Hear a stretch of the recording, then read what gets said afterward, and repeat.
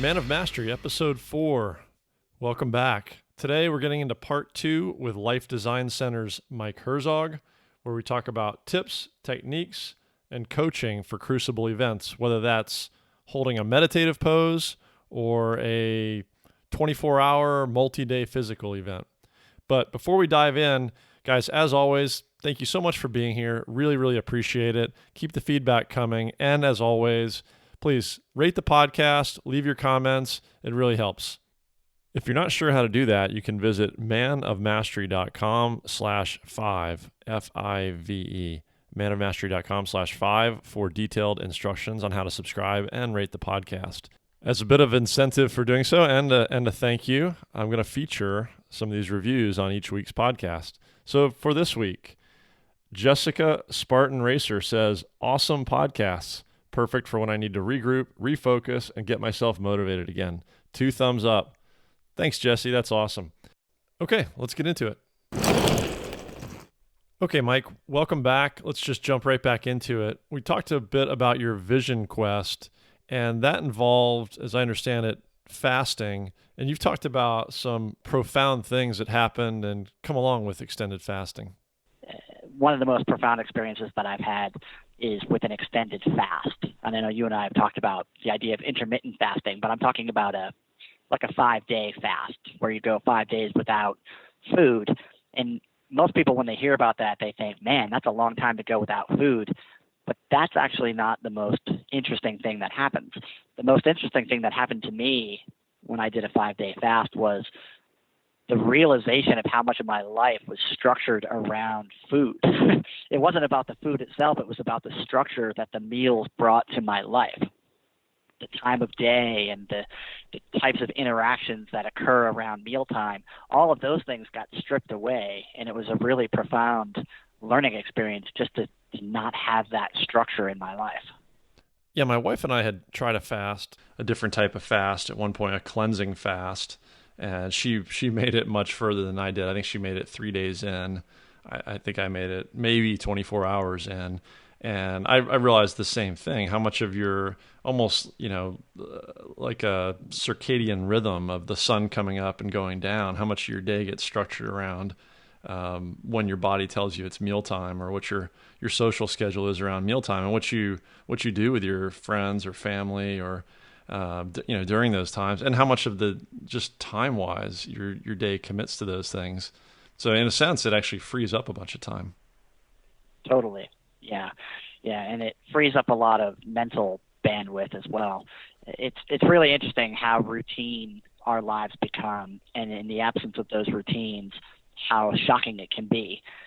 Yeah. So in terms of routines and structures, let's flip back to talking about the structure of Crucible events and how those can be really helpful developmental tools. You've mentioned martial arts.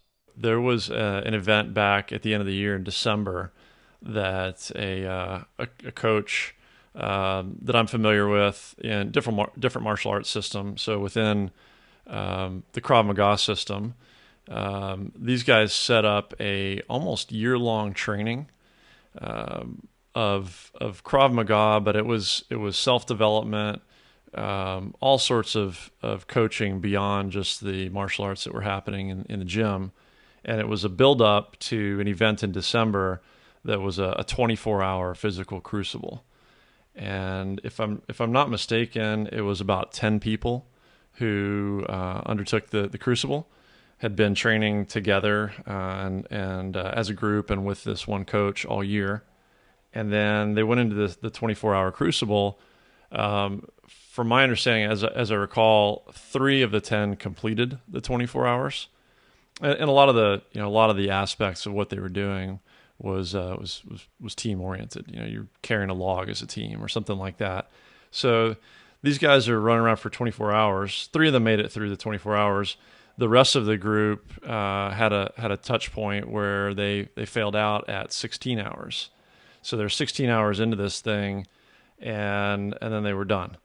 But one of the things I had heard that I thought was pretty remarkable was that after those 16 hours, and as spent as they were, and probably, a lot of emotions, including some disappointment of not making it all the way through after almost a year of training, all of the team members who got timed out or failed out at 16 hours stuck around the remaining 8 hours through the 24 to see and support the 3 team members who did make it through.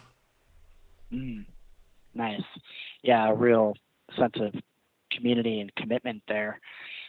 Yeah, I think it's interesting. I mean, the nice thing about a framework, when somebody provides a framework for you, it really sets an accountability structure. So, the 24-hour framework was clearly useful. At the same time, I think it's really cool and admirable that the people who didn't want to go 24 hours were able to tap out. As you say, there was that takes a real personal confidence to be able to say, okay, I'm at my limit. And the beauty of that structure seems to be that they were able to tap out of it. They were able to say, okay, I've reached my personal limit, and the structure allowed for that. There was no sense of shaming or belittlement for having not made it.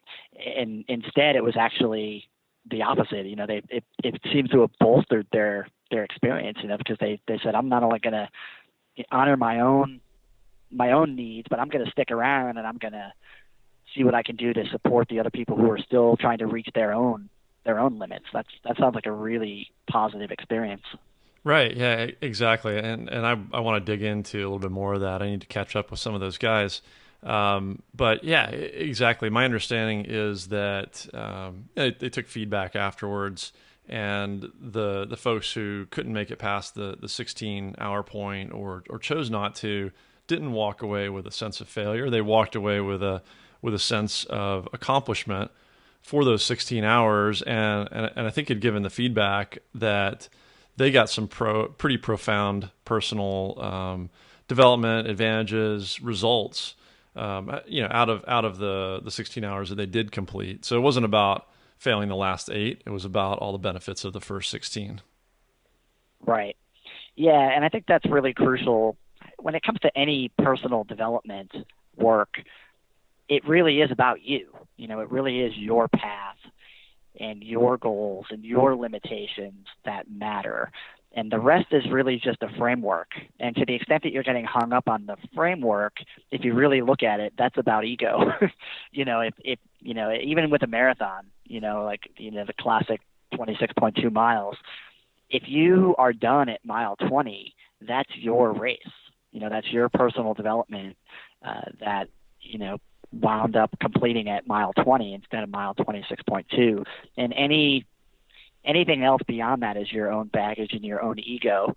And probably interesting to look at that in and of itself. Why am I so hung up on that? But really, each person has to be on their own path. Otherwise, it becomes a what I would call a materialistic endeavor. I have a phrase that I like to use called developmental materialism, which is when you're trying to grasp at something. You're really trying to grasp at some method or some technique, and you're really trying to achieve a certain result, and you're more concerned with the result than the process. And it's really more about the process than it is about the destination. That's interesting. So how do you distinguish? Because your metaphor in the wilderness experience was getting lost and continuing forward, or choosing to do something and taking action. So if you say, okay, fine, you were able to complete 20 miles using the marathon example, and fine, that was your race. That's one way to look at it, but can those things start to become sort of false barriers, or where you give yourself an excuse or an out as opposed to pushing through? And then how do you distinguish the one from the other? It's really difficult to distinguish in the moment. And so much of personal development is knowing your own limits, but also being courageous enough to challenge those limits. So it really is a bit of a paradox. The value of having a coach and the value of having a program that you're trying to follow is it provides a bit of shared accountability and a bit of stretch to the process. And at the same time, you still want to honor yourself. One recommendation would be, if you notice that you're constantly falling short, then you really have to take a step back and ask yourself, am I falling short because I'm really hitting my limit, or is there something going on for me that's causing my limits to be not as stretchy as they might otherwise be? But there's really no easy answer to that. I mean, because you're the only one who knows, and it really requires you to do some deep self-reflection as to why am I quote unquote done with this particular activity. That does make sense. Yeah, that's pretty cool. You mentioned coaching a couple times. You're a coach. You just mentioned having your own coach. Back to the Crucible concept. So I'd ask the question of the 10 folks that went into this 24-hour Crucible back in December and 3 made it through. I asked the question of, do we know why those 3 and not the other 7? Is there anything we could point to that teed those 3 up for success? And one comment was that they had taken a different approach on coaching. So I think there were different levels of the coach involvement, and those 3 in particular had engaged more of a one-on-one and ongoing direct individualized coaching in preparation for the Crucible. And I think the other 7 had participated as a group, as opposed to more tailored and individual one-on-one time. So I think one of the things I wanted to ask you about is how, if or how, coaching and training can build us up in Crucible preparation or our ability to tackle bigger and bigger obstacles. Well, yeah, for sure, coaching can help with overcoming obstacles. I mean, the first thing that working one-on-one with a coach, for example, the first thing that usually occurs is the coach is able to see obstacles that the other person cannot even see. And that is usually, when it comes to what I would call traditional. So I guess let's take a step back, because the word coach is used in a lot of different ways. So the type of coaching that I do is probably most people would be familiar with it as executive coaching, life coaching, that type of arena. I'm not a physical coach, or I'm not trying to coach somebody on a sport or something like that. When I encounter a client who is struggling with something, they know the thing that they're struggling with, because that's the outward manifestation. They're having trouble with their boss, or they're not having the influence that they want at work, or they're struggling with a relationship. They have some kind of outward manifestation, but that's never what's actually going on. That's never the barrier that person is running into. The barrier that person is running into is almost always some kind of inner monologue that they don't even know that they're running. There's something going on in their mind that they are not even aware of. And it's the coach who has the outside perspective that's able to shine that light in that dark corner for that person. And then suddenly, you now show them, oh, you actually have a choice. So the first thing that a coach can do is actually show the person what they need to be working on. Whereas without that, the person might not really know what they need to even be focusing on. So how could they possibly make progress? If they do, it would just be luck. Okay. Yeah. I think that makes sense. I think you and I had been talking at one point recently about, so I'm looking at this physical Crucible coming up, but a lot of this stuff, it's really obstacles, which are metaphors. They're physical metaphors for some of life's obstacles. Or maybe said differently, I hadn't thought of what you just mentioned as far as the outside perspective and helping figuring out what's underlying the manifestations and hitting those. But I've been thinking of it, and maybe this is another aspect of it, is tackling these physical crucibles, developing tools that are helpful in other challenges. So let's talk about the physical arena, and because I really do think it's analogous to the type of coaching that I do. So a coach who might be preparing an athlete for a physical event like the one that you described, that coach is going to have a deep expertise in the types of things that will make somebody successful in that kind of endeavor. So that coach can look at an athlete and say, oh, this is what's really holding you back. I'm going to have you work on these 3 things because those are the 3 most important physical developments that will help you be successful in this endeavor, which is the race that you're going to be doing. And that coach's expertise and perspective are unique, and that athlete didn't have them on their own, because otherwise they would have already been doing those things, presumably. So the coach can look at the athlete and say, well, based on my expertise, this is where you need to be spending your effort. And in that sense, the coach can provide a framework that if the athlete is willing to put in the repetitions and the work, they'll be able to develop in the way that the coach knows will ultimately lead them to success in that event. And the type of coaching that I do is no different. I see a client who's struggling in their relationship or wants something different in their life, and I can basically point out to them, okay, well, here's how you are sabotaging yourself, or here's how you are, interpreting things in a way that's limiting your choices. And until the outside perspective points that out to them, they never have those choices available. Yeah, so I'm trying to tie that back a little bit. So let me give you another example from some physical events that I went through and some coaching around it, and see if you can help me figure out where it fits in. So we had a beach workout one morning, and we had a team, and the coach that's leading our group, our team, orders, the exercise is, I think it was 12 burpees. And then it was, on the heels of that, it was 14 burpees. And then as some of us were still finishing the 14 burpees, the next set was 16 burpees. And then, a bunch of us are falling behind and trying to make up ground. And the next set is 18 burpees. And you're just spiraling downward, right? And then he goes, stop, time out. Okay.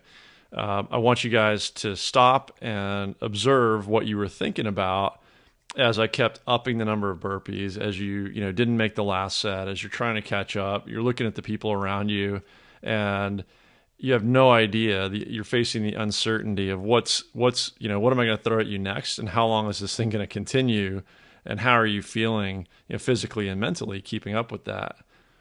So he goes, check in with yourself on that, and then let's do another set, but we'll do it a little differently. Now within the team, you're each going to have one partner, and the way we're going to approach the next set of burpees is you'll alternate. Your partner will order or do however many burpees I order, and you'll be cheering them on and counting for them.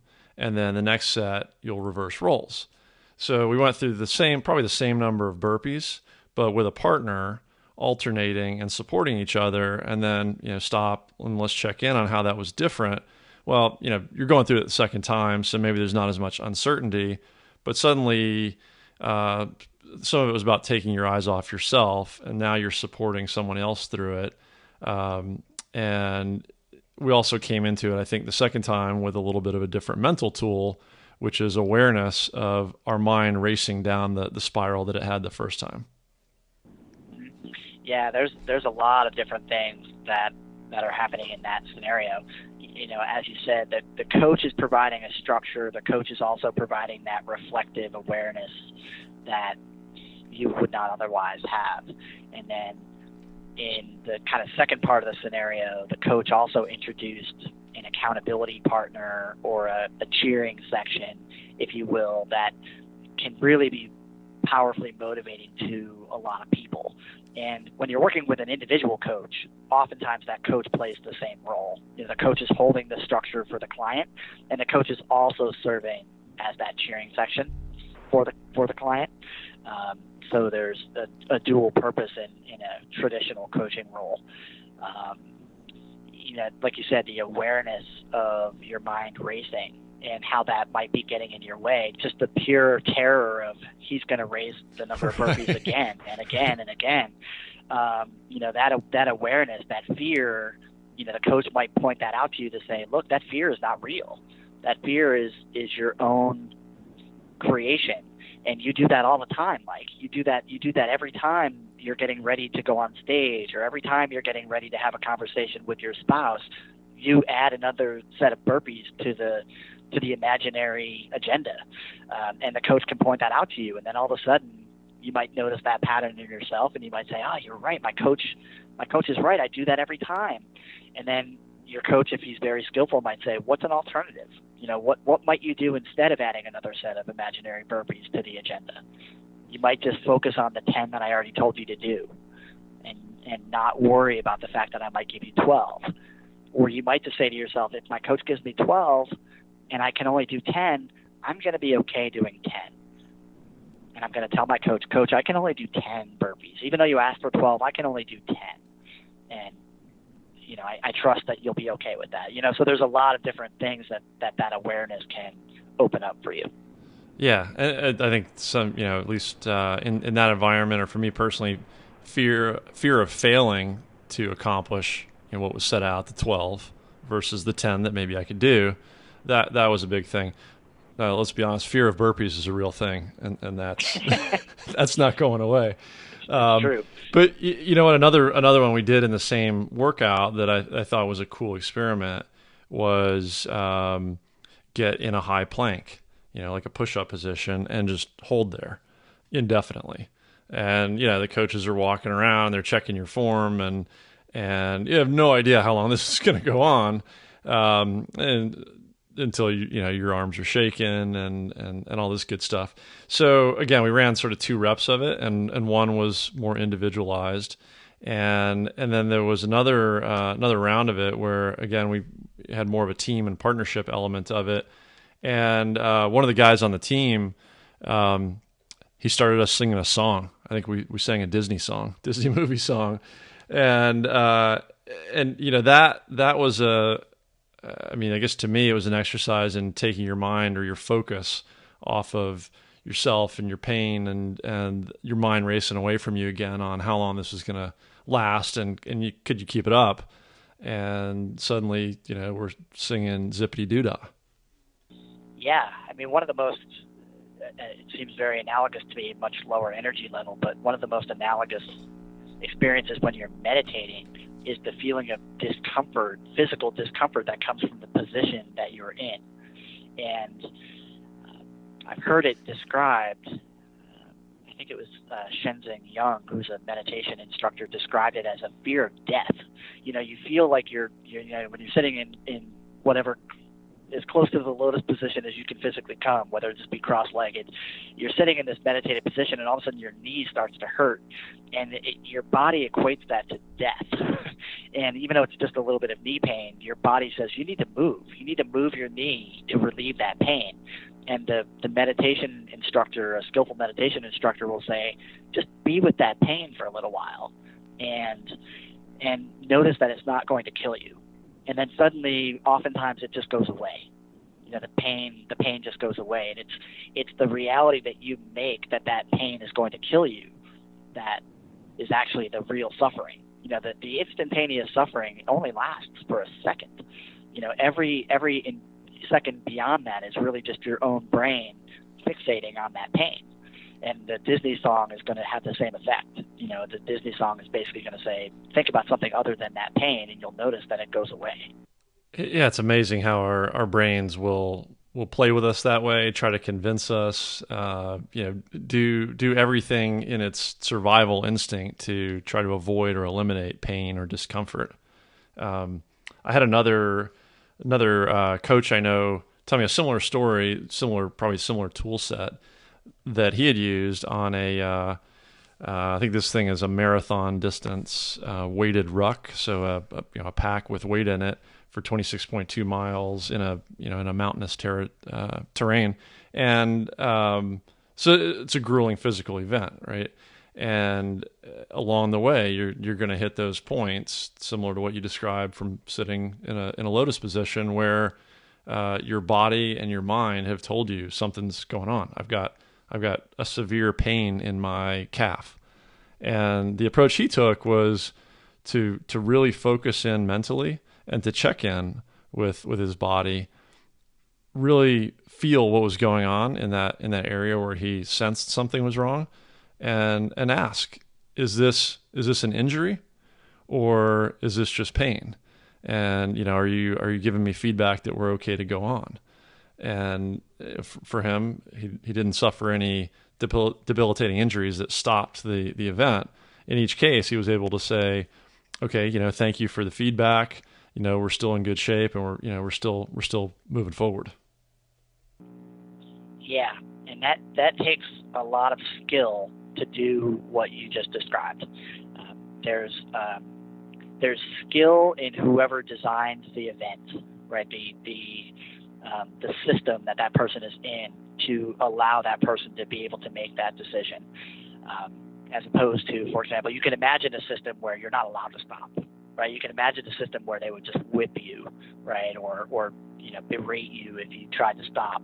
And so this system seems to have been skillfully designed to allow a person to exit when they need to. There's a skill in that individual's own assessment. There's the ability to discern between, as you described it, pain and injury. That takes a little bit of practice, right? That's not something that a novice would know, right? Right away. They might not know the difference between those two things. That knowing comes from a bit of experience, a bit of practice. There's also an ego awareness, I think, that allows them to make that move. Because suppose you were totally fixated on the identity that came from being a finisher. Like I'm now a finisher of that race, and I sense that I'm injured, but I really want to be a finisher. Now all of a sudden you're at a very interesting crossroads. Interesting. Yeah, and I'm listening to that and wondering if that's a good thing or a bad thing. Right? Probably could be either. It could be either, right? It really could, because to some extent, your mind might be telling you that you're injured when in fact you're really just in pain, and a little bit extra push is what you needed to break you through that barrier, and you wouldn't have done it otherwise. But at the same time, you could just as easily be in a situation where you push yourself and you really do get injured, even more severely than you already were, and that's a bad thing. One of the greatest lessons that I ever got from my coaching teachers when I was going through my coaching training many years ago was the practices that we were assigned. Many of them were really difficult and not fun at all, and we were instructed usually to be doing 20 minutes of these practices that nobody wanted to be doing. And her point was, you're not allowed to do none. You're not allowed to skip it entirely. You can do 1 minute. You can do a minimum of 1 minute, but you're not allowed to do 0 minutes. And that was a really powerful shift for me to be able to, one, have the discipline to do 1 minute, a minimum of 1 minute of something that I don't want to do, but then to have the control to decide when it was enough. And it did involve an asking, the way you described earlier. It involved me asking my body, how much do I want to do? Do I want to sit here for 10 minutes? Do I want to sit here for 20 minutes? And having that compassion and being able to play around with that, because some days you really only have 2 minutes in you, and some days you really have 20 minutes, although you thought you only had 2. So you really have to have a bit of compassion, but you also have to have a bit of discipline. And it in some ways, it really is paradoxical, because you don't know until you try to push a little bit harder. Yeah, absolutely. I think, to me, discipline is a product of consistency. So that consistency of doing the daily practice, even if it's only 1 minute, starts to build that pattern, that habit, that momentum. I heard this, or I was re-listening to a speaker quote someone earlier. May or may not be related to this, but I think it's fascinating. It stuck with me. You may like it, and you can tell me if it applies to this concept. So this was a guy who spoke at an event I attended. His name's Joshua Mance. He was an officer in the U.S. military, killed in action in a foreign conflict, and was medically deceased for quite a period of time, 10 minutes, 15 minutes, something like that, and has lived to tell the story. And there are a ton of fascinating aspects of it. But one of the things he talked about was his recollection of I believe a commencement speech or a speech he had seen by General Moore, who said that regardless of the situation you're in or the adversity you're facing, there's always one more thing that you can do to influence the situation to your favor. And after that, there's one more thing. And after that, there's one more thing. And then after enough one more things, the opportunity opens up to achieve your original objective. So Josh apparently found himself remembering that in his fight for life, when, even if his one more thing was just one more breath or keep breathing to keep himself there with his team, that's what was going on for himself. So I think of that, that one more thing concept as micro goals in facing down something that, back to your practice, 20 minutes may be daunting. Maybe I can do one, and then maybe I can do one more minute, and maybe, suddenly I'm at 5 minutes and I'm on my way. Exactly. Yeah, I love that sentiment of one more thing, and picking a thing that is achievable. In fact, one of the techniques that is really powerful when structuring a self-development practice is making that one more thing impossible to fail. The simpler you can make it, the easier you can make it, the better. If it's one more second, for example, of holding a plank. Well, surely you can hold it for one more second, right? It's almost impossible not to be able to. But then if you just keep doing that, eventually, it does become 20 seconds, 30 seconds, 50 seconds. Yeah, I love that sentiment of one more thing as being a real way to create structure to your development. Yeah, what I've started doing a little bit myself is sometimes, the way our brains work, time becomes a very oddly perceived thing. We're all familiar with sometimes time seems like it's almost come to a standstill, and sometimes it flies by, right? So, watching that 1 second or 5 seconds or 30 seconds on your timer is sometimes a lifetime and torturous. And maybe that 1 second does seem like something you can't overcome in your perception. So sometimes what I'll do is, instead of, hey, one more second, it's one more breath, because that doesn't really have the same duration element or perception to me. And it's something I know I can do, right? I can breathe one more time because it's what we all do all the time, and we have to by nature. Right. So sometimes that's what gets me through that next second is I'm going to breathe one more time, and then I'm just going to keep breathing, and let's just keep doing this thing and keep breathing.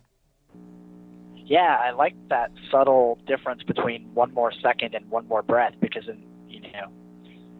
as an objective measure, they're probably pretty identical. But as an internal subjective experience, one more breath is something that's going to happen anyway. Right, exactly. Yeah, In fact, I like that. You almost don't have to do anything. Right. I'm gonna play with that. I appreciate that. Okay, Mike. Yeah, great stuff. You've been generous with your time. We're up against the clock here again. There's just great stuff in there, from extended fasting, physical and mental tips, to the power of daily consistency. So with that, I'm going to encourage people again to visit you at Life Design Center, check out your Jumpstart Kit. And again, Mike Herzog of the Life Design Center, thanks for your time. Thanks for joining us. Thanks, Mike. I appreciate the opportunity, and wish you all the best. Take care, bud. Okay, thanks again for your time, and thanks for listening. Head over to manofmastery.com/004 and find links to Life Design Center and Mike's Jumpstart Kit. Also, head over to iTunes, rate the podcast, and subscribe. You're not going to want to miss what's coming up next week.